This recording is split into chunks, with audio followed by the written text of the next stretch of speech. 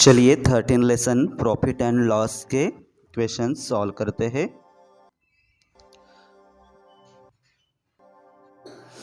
ऐसे ही हमने arithmetic test के ऑल लेसन्स के क्वेश्चंस सॉल्व करके वीडियोस बनाए हैं। तो वो बाकी लेसन्स की अगर वीडियो चाहिए पूरे लेसन्स के 15 तो आप हमारे ऐप से ले सकते हैं या मुझसे कांटेक्ट कर सकते हैं। ठीक है, चलिए फर्स्ट क्वेश्चन है, a shopkeeper bot 2 dozen painting brushes at ₹18 per dozen and sold them at ₹2 per piece. Find his profit. Question को समझते हैं। बॉट ये क्या है? BUY, बाई का पास्ट टेंस है। तो ऐसे बाकी सब्जेक्ट्स का भी यहाँ पर काम आता है। ठीक है, नवोदय में तो बाय मतलब खरीदना, बॉट मतलब खरीदे। एक शॉपकीपर ने खरीदे, क्या खरीदे? 2 dozen पेंटिंग ब्रशेस एट ₹18 पर डजन। 18 ₹18 पर डजन के रेट के हिसाब से उसने 2 dozen पेंटिंग ब्रशेस खरीदे। एंड सोल्ड देम, सेल का पास्ट टेंस है ये, सेल मतलब बेचना। सोल्ड बेचे, उनको बेचे 2 rupees पर पीस के रेट से। फाइंड इज प्रॉफिट, तो प्रॉफिट हमें उसको देखना है कि कितना प्रॉफिट मिला उसको।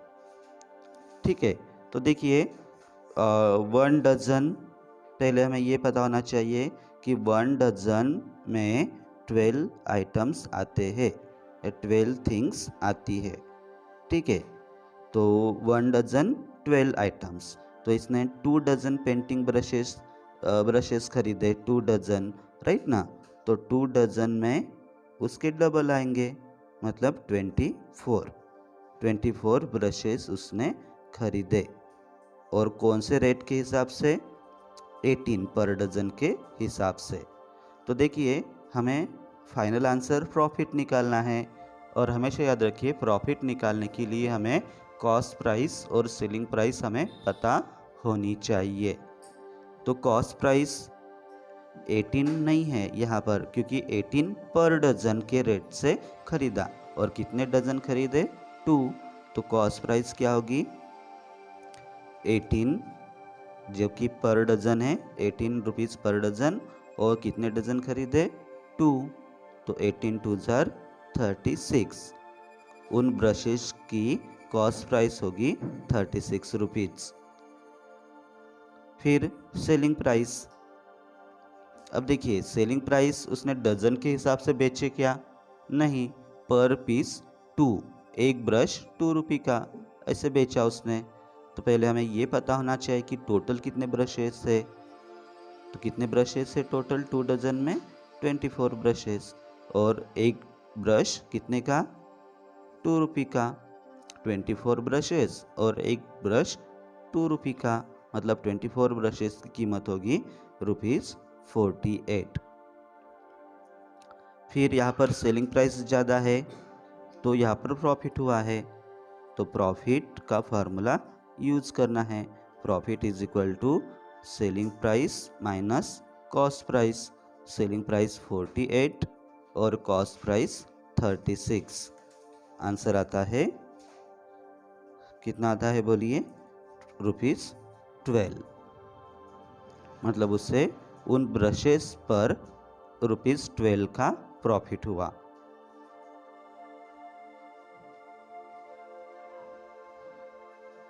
ओके, क्वेश्चन 2 थोड़ा अलग है।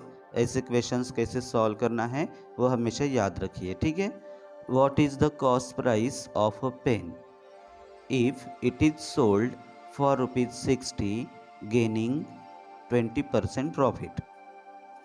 मतलब what is the cost price of a pen, उस पेन की कॉस्ट प्राइस क्या होगी, ऐसे मीनिंग लगाना है आपको। ठीक है, एग्जाम में भी उस पेन की कॉस्ट प्राइस क्या होगी अगर, इफ मतलब अगर इट इज सोल्ड फॉर ₹60, अगर वो 60 रुपीज़ में बेचा गया, गेनिंग 20% प्रॉफिट, 20% प्रॉफिट कमा कर। इसका पूरा मतलब ये होता है कि एक पेन है जो 60 रुपीज़ में बेचा गया और 60 रुपीज़ में बेचने पर उसको 20% प्रॉफिट हुआ। 20 रुपीज़ और 20% में फ़र्क है। हाँ, उसे 20% प्रॉफिट हुआ। 60 रुपीज़ में बेचने पर 20% प्रॉफिट हुआ, तो उसकी कॉस्ट प्राइस कितनी होगी, मतलब वो कितने में खरीदा गया होगा। तो ऐसे क्वेश्चंस कैसे सॉल्व करोगे? यहाँ पर 100 का आधार लेना होता है आपको, ठीक है, क्योंकि यहाँ पर कॉस्ट प्राइस पूछी गई है, डायरेक्ट सेलिंग प्राइस दी गई है, तो हमें ऐसे सॉल्व करना है ये क्वेश्चंस। मान लो 100 रुपीज़ उसकी कॉस्ट प्राइस होती, तो 20% प्रॉफिट कमाने के लिए उसकी सेलिंग प्राइस कितनी होती? 100 का 20% 20, याद रखिए 100 का 20% 20 होता है, 100 का 30% 30, 100 का 65% 65 होता है। तो 20% प्रॉफिट कमाना है 100 रुपीज़ पर, तो 100 का 20% उसमें ऐड होगा, मतलब वो होगा सेलिंग प्राइस 120। तो 100 कॉस्ट प्राइस होती तो सेलिंग प्राइस होती 120। तो हमें क्वेश्चन के हिसाब से क्या सॉल्व करना है, हमें अभी कितनी कॉस्ट प्राइस होनी चाहिए तब 60 रुपीज़ सेलिंग प्राइस होगी। दोनों में 20% ही प्रॉफिट है, ठीक है। 100 का लोगे तो 20% प्रॉफिट कमाने के लिए 120 में बेचोगे, तो कितने में लोगे? तो 20% प्रॉफिट के हिसाब से वो 60 में बेचा जाना चाहिए, ठीक है। फिर ये ऐसे लिखते हैं 100 के लिए 120 और कितने के लिए 60, कितनी कॉस्ट प्राइस के लिए सेलिंग प्राइस 60 होनी चाहिए। फिर उनका करते हैं cross multiplication. 100 multiplied by 60 is equal to 120 multiplied by question mark. फिर ये 120 को क्वेश्चन मार्क के साथ कुछ नहीं कर सकते, तो 120 को इधर इस साइड में लाना है। कैसे करोगे? 100 मल्टीप्लाइड बाय 60 और यहाँ पर ये मल्टीप्लिकेंड है ना, तो यहाँ पर वो डिवाइजर होगा। 120 is equal to question mark. फिर ये हम कैलकुलेशन आसान करने के लिए काट सकते हैं, आपको पता ही है। ये इसके साथ ये कटा 0, ये 0, फिर ये 6 2 जार 12, 6 1 जार 6, 6 2 जार 12। फिर हमारे पास क्या बचे? 100 by 2 is equal to question mark.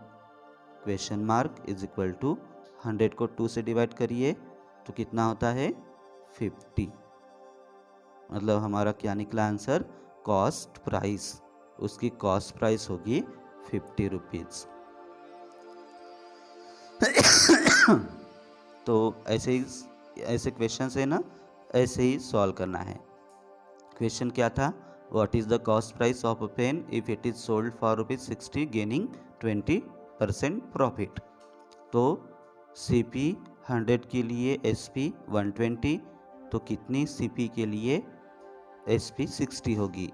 फिर इसको ऐसे अरेंज करते हैं, फिर क्रॉस मल्टीप्लिकेशन करते हैं, फिर ऐसे उसका सिंप्लीफिकेशन करके जो फाइनल आंसर निकलता है वो होती है उसकी कॉस्ट प्राइस।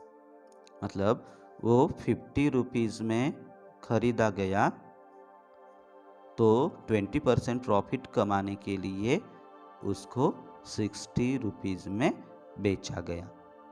ओके,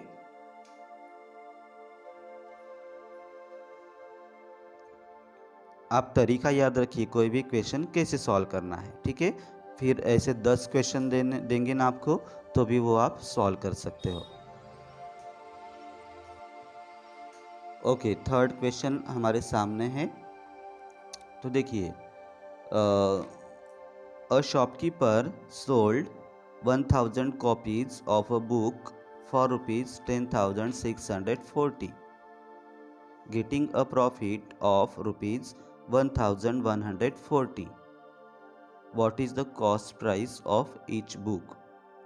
क्वेश्चन को दिमाग में भरना है, तब दिमाग क्या करता है, उस पर प्रोसेस करता है। जब पेट में फूड जाता है और पेट उस पर प्रोसेस करता है ना, वैसे। ठीक है, तो अ शॉपकीपर सोल्ड, एक शॉपकीपर ने बेचे, क्या बेची? 1000 कॉपीज ऑफ अ बुक। एक बुक, कितने बुक्स बेचे वो? 1000। और कितने रुपीज़ में? 10,640 रुपीज़ में। ठीक है, गेटिंग अ प्रॉफिट, और कितना प्रॉफिट मिल रहा है उसको उसमें?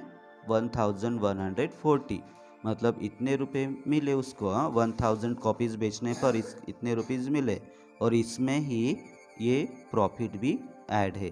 प्रॉफिट मतलब एक्स्ट्रा मनी मिलकर ये इतने रुपीज़ बन रहे हैं। तो what is the cost price of each book? तो हर एक बुक की कॉस्ट प्राइस कितनी होगी? तो कैसे सॉल्व करेंगे ये क्वेश्चन, देखिए अभी।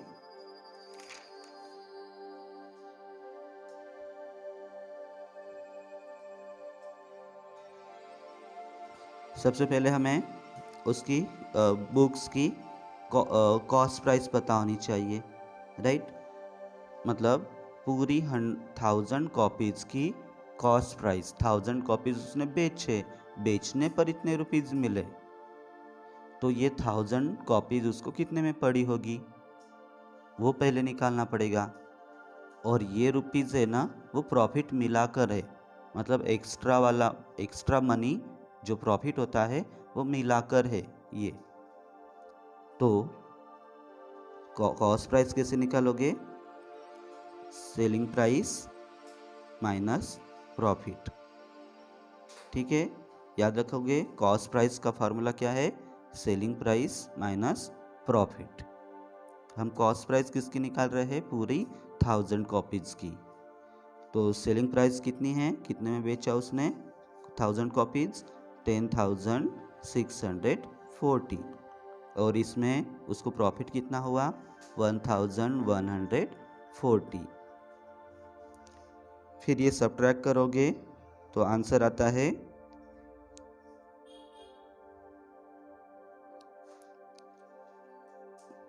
9500, इसका आंसर आता है।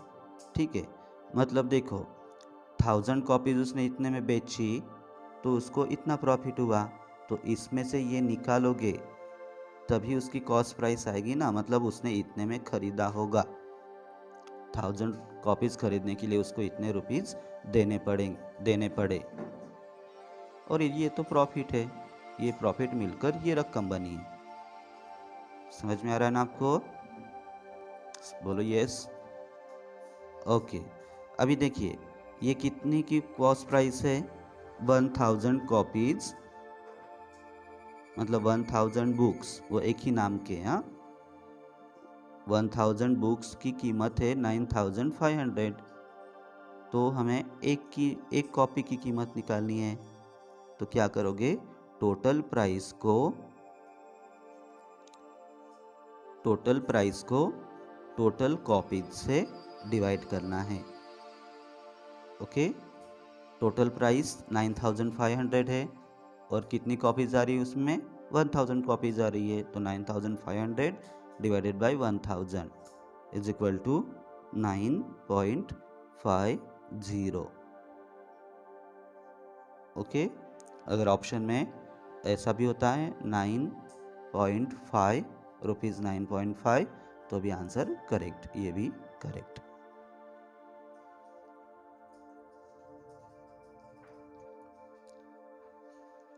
Okay, next question. A shopkeeper purchased 15 tables for rupees 500 per table and 20 chairs at rupees 300 per chair. He spent rupees 250 for transportation. He sold the tables and the chairs at a flat rate of rupees 390 per piece. What was his profit or loss? देखिए यहाँ पर पूछा गया हमें profit हुआ है या loss हुआ है, ये भी पूछा गया है, और प्रॉफिट हुआ है तो कितना, लॉस हुआ है तो कितना, ये भी पूछा गया है। तो देखिए मीनिंग, शॉपकीपर परचेस्ड, परचेस्ड मतलब खरीदना, और परचेस्ड मतलब खरीदा। एक शॉपकीपर ने खरीदा 15 टेबल्स, कौन से रेट से, ₹500 पर टेबल। पर टेबल, एक टेबल की कीमत 500 देकर 15 टेबल्स खरीदे। फिर 20 चेयर्स खरीदी, एक चेयर की कीमत ₹300 देकर 20 चेयर्स खरीदी। ये रेट है, हाँ, पर चेयर 300। ही स्पेंट, बाद में उसने खर्च किए, स्पेंट मतलब खर्च किए, ये वर्ड्स आपको आएंगे क्वेश्चंस में, हाँ। स्पेंट मतलब खर्च किए। 250 फॉर ट्रांसपोर्टेशन, वो टेबल्स और चेयर्स अपने दुकान तक लाने के लिए उसने 250 रुपीज़ गाड़ी का किराया दिया, गाड़ी वाले ने इतने रुपीज़ लिए। फिर उसने बेचे, ही sold the tables and the chairs, table और चेयर उसने बेचे फ्लैट रेट पर। फ्लैट रेट मतलब same rate, okay, flat rate मतलब सेम रेट। एक टेबल भी 390 का बेचा और एक चेयर भी 390 की। व्हाट वाज हिज प्रॉफिट और लॉस, तो उसको कितना प्रॉफिट हुआ और कितना लॉस हुआ। तो आपको ये बात पता ही है कि प्रॉफिट और लॉस निकालने के लिए हमें कॉस्ट प्राइस और सेलिंग प्राइस पता होनी चाहिए, ठीक है। तो पहले 15 टेबल्स की कॉस्ट प्राइस निकालते हैं, कॉस्ट प्राइस ऑफ टेबल्स, क्योंकि दोनों के रेट अलग अलग है ना, इसलिए हमें टेबल की अलग कॉस्ट प्राइस निकालनी है और चेयर्स की अलग कॉस्ट प्राइस निकालनी है, क्योंकि उनके रेट अलग है। तो टेबल्स 15 थे और लिए 500 के रेट से, तो उसकी कीमत होती है 750, 7500 होती है, ठीक है। मतलब टेबल्स के लिए उसने दिए इतने रुपीज़। अभी cost price of chairs, chairs कितनी खरीदी, 20, और कौन से रेट से, 300 के रेट से। तो 20 चेयर्स की कीमत होती है ₹6000। फिर उसने बेचे तब भेदभाव किया, क्या ये टेबल है तो ज़्यादा कीमत और ये चेयर है तो कम कीमत, नहीं। टेबल खरीदो या चेयर खरीदो, एक टेबल खरीदो या एक चेयर खरीदो, आपको 390 रुपीज़ ही देने पड़े। तो हम क्या करेंगे, दोनों की प्राइस को ऐड करेंगे, टेबल और चेयर मिलकर कितने हुए, टोटल सीपी, टोटल दोनों की मिलकर कितने रुपीज़ हुए, 7500 प्लस 6000, कितने हुए, 7 + 6 13, 13,500 उसको खर्च आया। हाँ, और यहाँ पर आपको एक बात समझ में आई होगी, हमने एक खर्चा ऐड करना भूल गए हम। टोटल सीपी, उसको होलसेलर को इतने रुपीज़ देने पड़े, लेकिन उन टेबल्स और चेयर्स को अपनी दुकान तक लाने के लिए उसको 250 खर्च करने पड़े अपनी जेब से, तो वो भी उनकी कॉस्ट प्राइस में ही आएगा। तो यहाँ पर कितने रुपीज़ देने पड़े उसको, 250, मतलब होगा 13,750, ओके। मतलब उसका पूरा खर्चा टेबल और चेयर्स अपने दुकान तक लाने के लिए 13,750 रुपीज़ उसको अपने जेब से देने पड़े। फिर उसने पूरे के पूरे 15 टेबल्स और 20 चेयर्स 390 के रेट से बेचे। तो पहले हम टोटल आइटम्स करेंगे, क्योंकि दोनों मिलाकर ही उसकी सेलिंग प्राइस निकालनी पड़ेगी ना, क्योंकि दोनों एक ही रेट से बेचे। तो टोटल आइटम्स कितने थे, 15 प्लस 20 इज इक्वल टू 35, और selling price of 35 pieces, 35 pieces उसने 390 के रेट से बेचे। तो इसका आंसर आता है 13,650। मतलब देखिए, उसने खर्च किए 13,750, लेकिन पूरे आइटम्स 35 आइटम्स बेचने के बाद उसको पैसे, उसके गले में पैसे आए 13,650। मतलब अब आप देख सकते हो इन नंबर्स पर ही उसको 100 रुपीज़ कम मिले। जितने भी खर्च किए थे ना उसने, उस पर 100 रुपीज़ कम मिले, तो उसको क्या हुआ, लॉस हुआ। और लॉस निकालने का फार्मूला क्या है, cost price minus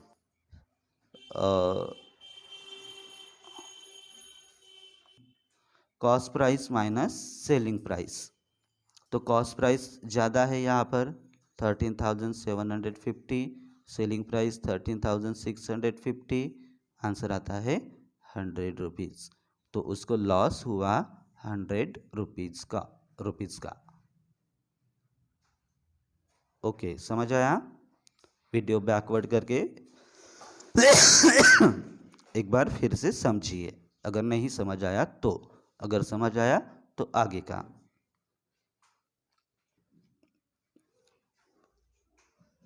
okay, question 5। अ हॉकर, हॉकर मतलब वो ठेले वाला, ठीक है। वो चार चक्के लगाकर, वो गाड़ी होती है ना 4 चक्के की, वो ऐसे धक्का देकर गली गली में घूमता है, वो फ्रूट्स वगैरह वेजिटेबल्स वगैरह सेल करता है वो। A hawker bought apples at ₹144 per dozen and sold each at ₹15. Find his profit %। देखिए, हमें पता होना चाहिए कि प्रॉफिट निकालना है वो रुपीज़ में निकालना है या परसेंट में निकालना है, ठीक है। तो हमेशा याद रखिए, यहाँ पर प्रॉफिट परसेंट में निकालना है ना, तो उसके लिए प्रॉफिट कितने रुपीज़ का हुआ वो पता होना चाहिए। प्रॉफिट परसेंट निकालने के लिए प्रॉफिट कितने रुपीज़ का हुआ वो पता होना चाहिए, और प्रॉफिट कितने रुपीज़ का हुआ ये निकालने के लिए कॉस्ट प्राइस और सेलिंग प्राइस दोनों पता होनी चाहिए, ठीक है। तो कॉस्ट प्राइस कितने खरीदे उसने, कितने डजन खरीदे, 144 रुपीज़ पर dozen.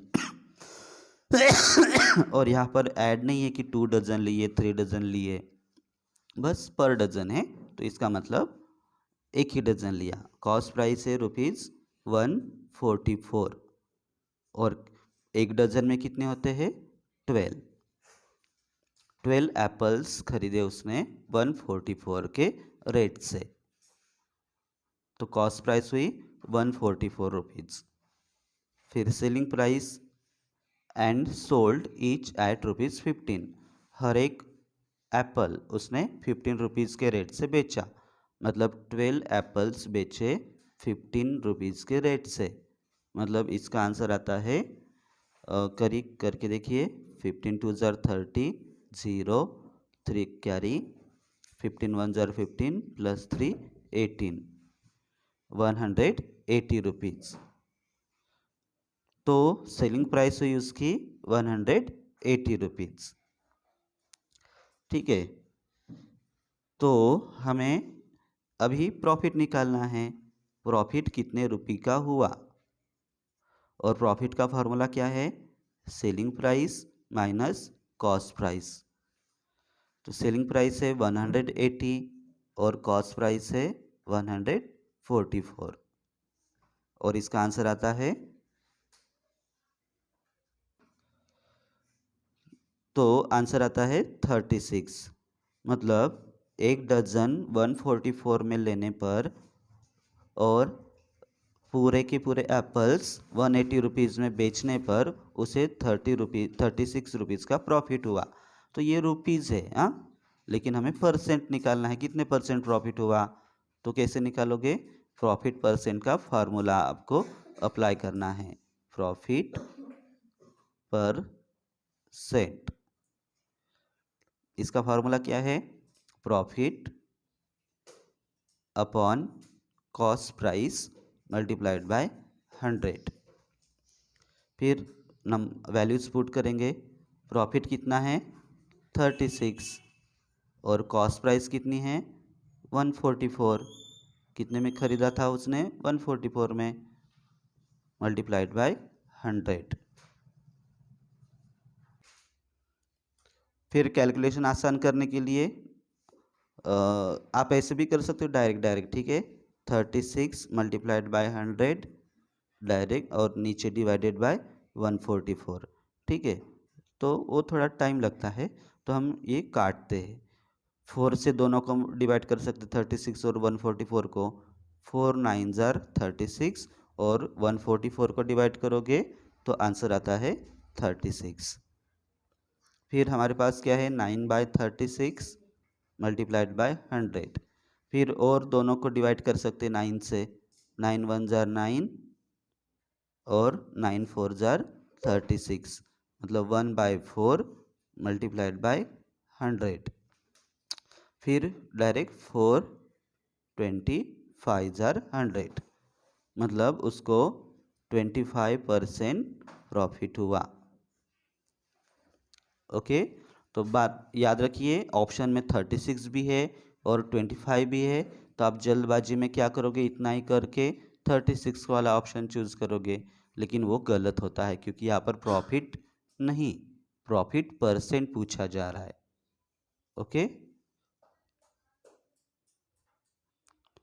A boy sold his book for ₹64। एक बॉय ने अपनी बुक बेची ₹64 में एट 20% लॉस। वो ओल्ड बुक थी, क्योंकि ओल्ड बुक थी तो वो पूरी की पूरी प्राइस तो कोई देगा नहीं, तो जितने भी पैसे में खरीदी थी उससे कम पैसे में बेची। कितने? 20% कम प्राइस में बेची, मतलब 20% लॉस हुआ उसको, ठीक है। What was the cost price of the book? तो उस बुक की कॉस्ट प्राइस कितनी होगी, मतलब वो बुक उसने कितने में खरीदी होगी, तब जाकर 64 में बेचने पर 20% लॉस हुआ उसको, ठीक है। तो देखिए, ऐसे क्वेश्चंस में 100 का आधार लेते हैं। 100 समझो कॉस्ट प्राइस होती, मतलब 100 रुपीज़ में वो बुक खरीदी होती, तो 20% लॉस होने के लिए कितने में बेची जानी चाहिए? वो 20% लॉस करना है, तो उसकी सेलिंग प्राइस होती 100 में से 20 रुपीज़ कम 80, मतलब कॉस्ट प्राइस 100 होती तो 20% लॉस के हिसाब से वो सेलिंग प्राइस उसकी 80 रुपीज़ होती। तो कितनी कॉस्ट प्राइस होगी ताकि 20% लॉस के हिसाब से 64 रुपीज़ में वो बेची जानी चाहिए? फिर देखिए, 100 के लिए 80 इज इक्वल टू कितनी कॉस्ट प्राइस के लिए? Selling price 64। फिर क्रॉस मल्टीप्लिकेशन, 100 मल्टीप्लाइड बाय 64, दूसरे साइड में 80 मल्टीप्लाइड बाय क्वेश्चन मार्क। फिर 80 इस साइड लाएंगे तो क्या बनेगा? वो 100 multiplied by 64 upon 80 is equal to question mark. फिर इसको शॉर्ट में, मतलब कैलकुलेशन करने के लिए आसान करेंगे। ये 0 इसके साथ काटेंगे, फिर 8 इसके साथ डिवाइड होता है, 8 1 ज़ार 8, 8 8 ज़ार 64। फिर हमारे पास बचते हैं 10 multiplied by 8 is equal to question mark. Question mark is equal to 80, मतलब उसकी कॉस्ट प्राइस कितनी है? 80। वो 80 में खरीदी, कॉस्ट प्राइस 80 में खरीदी और 20% लॉस होकर, मतलब ₹64 में बेची गई, सेलिंग प्राइस 64, तब जाकर उसको 20% लॉस हुआ। ठीक है, तो ऐसे दो दो बातें दी जाती है, तो तीसरी बात हम निकाल सकते हैं। ठीक है, ओके, याद रखोगे ऐसे क्वेश्चंस इस प्रकार से सॉल्व करेंगे। इसके पहले भी एक क्वेश्चन हुआ ऐसा, वो भी अच्छे से समझ कर रखिए।